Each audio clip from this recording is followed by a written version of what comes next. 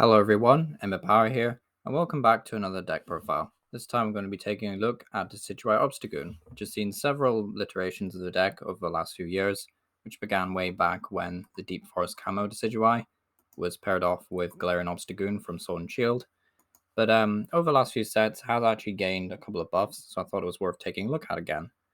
So the most notable differences, of course, are the shift in Obstagoon. So originally the main focus was on this one because it had the amazing attack Obstruct.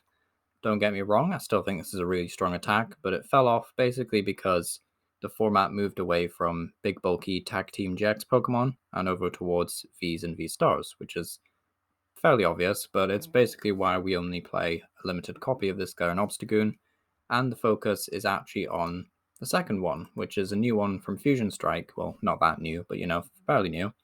And this one did actually gain a little bit of attention when it first came out because Merciless Strike is actually a really powerful move against Mew VMAX.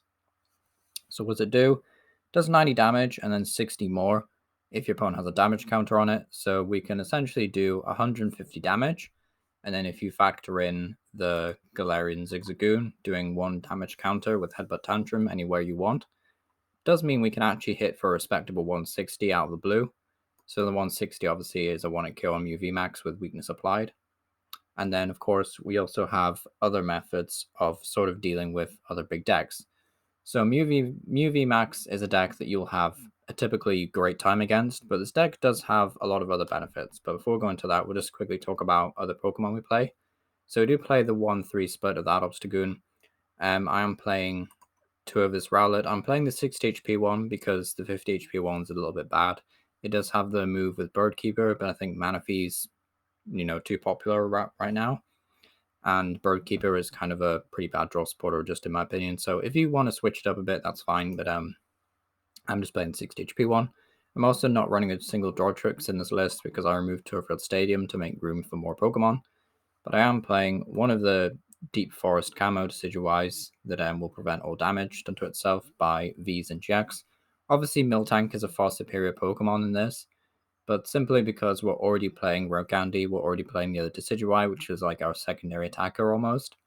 I thought it was just worth it to just like toss one of these in. I wouldn't play more than one copy, mind you, but it is worth it. I do think it's just, nice little card if your opponent can't deal with it. Similar to the Obstruct effect, I guess, from this Obstagoon. So Obstruct obviously is going to be able to wall out like Regigigas, for example, wall out, it's another big deck, Blissey Miltank. So other Miltank variants, I guess. Miltank, Blissey, all those kind of like big basic walls you can also deal with Obstruct, as well as Durant, actually. It's another one. So although Durant doesn't do direct damage, actually, Durant mills you. So I guess that's a bad example. But if your opponent's just playing like a basic deck, then they're obviously going to struggle to get through Obstruct. Also, I should probably have mentioned this earlier, but Untamed Shout putting 3 damage counters also has, great synergy with this Obstagoon, allowing you to potentially smack for like 180, which is obviously really good damage. So quickly going over the other 2 Decidueye, which are sort of like the I've only played 2 copies of these, but I only have varying artworks currently. Playing 2 of these Decidueyes, and it has the really cool attack Piercing Claw, and this deals 30 damage for each damage counter on your opponent's active Pokemon. And this card is actually really good for a number of reasons, right? The direct arrow attack we have no interest in. I do play Aurora Energy, but I don't play any Twin Energy. I mean, you could if you really wanted to, but I don't think it's worth it. But what's really cool about this Pokemon is not only is it a fighting type, so you can actually hit Arceus for weakness, which is really cool, is the Piercing Claw attack that for 0 energy, so Zilch, does 30 damage for each damage counter on your opponent's active. And why this is a good combo with Obstagoon is that you can actually do 60 damage or, obviously 150 if you hit them big times. And then you just, well, you hit them big damage, right? Okay, I'm not the best at maths, and I should have had these numbers ready on paper. But basically, Merciless Strike, you do 60, then you can sort of just return with like 180 from Piercing Claw. And obviously, this is going to like set up your opponent for massive 1-hit kills. I actually don't play any Choice Belt, which is probably a mistake. I didn't think there'd be enough room in the list, but you could probably hit some respectable numbers with Choice Belt. But essentially what you're doing is you won't want to use this Obstagoon every single turn. It is a very efficient attacker, only requiring a single dark energy. But if you can do at least 150, or even just the regular 60, 90 with a choice belt, you can actually just come in here and finish them off with a good 2-hit KO with Piercing Claw. So I do think it's worth it in that regard, and it's kind of like why I'm trying to bring this back into standard a little bit, because I do think it's a really cool combo. So how does this deck actually work? Well, none of this would be very consistent without Inteleon. I know everyone's a bit sick of Inteleon at the minute. I kind of am. I think it's been around for a while now, but it is basically the only way this is ever going to be consistent.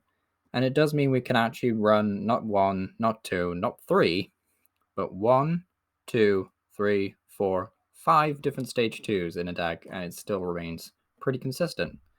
It's not the most consistent, but you will find in some games you don't actually need the Rowlets, the Decidueyes, these guys basically. You can actually get away with just these guys, because this Obstagoon is really underrated. It's obviously not the best single prize attacker out there, but it's certainly really good. Silence isn't the worst move ever, but I would almost in every situation just go for Merciless Strike, because it's just better to get the damage on there all the time. Or most of the time, I should say. So we do play 4 Scoop Up Net, so we can actually pick up our Inteleon lines and just repeat the process of using the amazing ability of Shade Dealings. But it also means we can actually pick up Hisigoon and use Headbutt Tantrum multiple times and potentially rack up some damage. So apparently, if a Mew, for example, as I found out in a game earlier on, if they have like an Oricorio, this is obviously really good at getting through the Oricorio debuff of like -20, which can be quite annoying. So having that in the sideline is pretty cool. It also just means we can actually pick up this guy and use them again. There is the, I should probably worth mentioning, there is the Quick Shooting Inteleon. I currently don't have any copies of these ones, still on my wanted list. But once in your turn, you may put 2 damage counters on one of your opponent's Pokemon. I would try and make room for at least one of them, probably cut like a Decidueye or something. And then, just, I wouldn't cut into the trainers, because I think, 23 Pokemon, 30 trainers. We don't really need any less trainers, I would say. But yeah, that Quick Shooting Inteleon, probably worth it. And then the rest of the trainers is just pretty self-explanatory. It's consistency. It's just trying to chain everything, make sure it all works. Maybe a Dartrix is worth it, though. I've been considering it because, we do want to have a Decidueye building up in the background. We don't necessarily want to have to like rare candy Decidueye out of nowhere. And we are only playing 3 rare candy. That is worth mentioning. I think you can get away with 3 rare candy, at least from what I've found with this deck. I mean, it's gone 5-0 currently, so I'm kind of like, yeah, we're surviving with 3 rare candy, but maybe you want a 4th one. I do actually play an Energy Search just because I'm not playing like basic grass. It's just, I think it's useful just to have like a guaranteed energy count, and an Energy Search rather if you have Shady Dealings, because when you have to run such a low count of energy for this kind of deck, it is, quite annoying. There's kind of like double, it's like that conundrum where you're happy that you have efficient attackers, but you do kind of want a way to, actually find your energy. It's a very strange list, though. Obviously, we're not playing Choice Spout, we're not playing Turffield, we're not playing Dartrix, we're not playing Birdkeeper, we're also not playing any Raihan, and instead we're actually just playing Aurora. So if you really want to, you can threaten an Aqua Bullet play if you really wanted to go that far, or use a Splitting Arrow against like a Darkrai V-Star, for example, and do like 180 or something. But I think really the Aurora is actually here for the Obstruct, because just as I've said before, like the 90 is huge for setting up 2-hit KOs with Decidueye, and it also just walls out a lot of potential attackers. So I think that will do it for this video. Let me know what you think down below. Do you think this deck is just utter garbage now? Is there any redeemable features? And yeah, hope to see you all next time. Thank you for watching.